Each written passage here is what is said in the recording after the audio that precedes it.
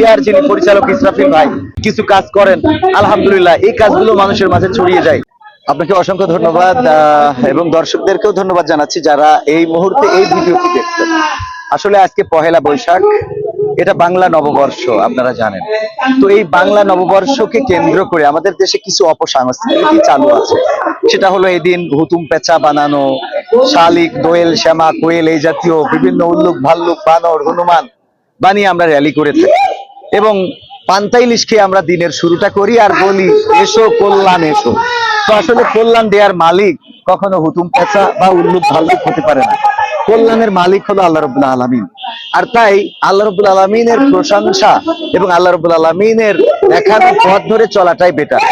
এটাকে কেন্দ্র করে যশোর সংস্কৃতি কেন্দ্র আয়োজন করেছে ইসলামী সংস্কৃতির তথা সুস্থ সংস্কৃতি। এখানে যশোরের বিভিন্ন ইসলামী এবং সুস্থ ধারার সাংস্কৃতিক গোষ্ঠীগুলো আজকে পারফর্ম করছে এবং তারই ধারাবাহিকতায় ঠিকানা কালচারাল ফাউন্ডেশন এসেছে আজকে এখানে পারফর্ম করার জন্য। পহেলা বৈশাখকে কেন্দ্র করে এখানে চলছে দেশের গান, বিভিন্ন নাটক এবং হামদে বাড়িতালা সহ নানান রকম সঙ্গীত উপস্থাপনা দিয়ে দর্শকদের মাতিয়ে রাখা হচ্ছে।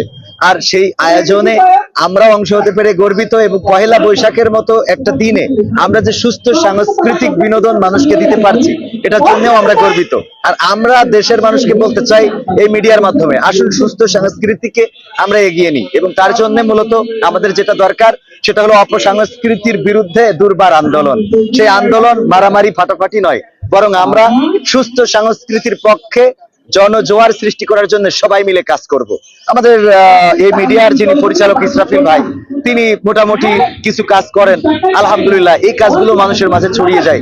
এভাবে যার জায়গা থেকে সবাই যদি যার যার মতো করে কাজ করে তখন সুস্থ সংস্কৃতির বিকাশ ঘটবে এবং আগামীতে আরো পহেলা বৈশাখে আরো ভালো করে আমরা অনুষ্ঠান উপস্থাপন করতে পারবো ইনশাআল্লাহ।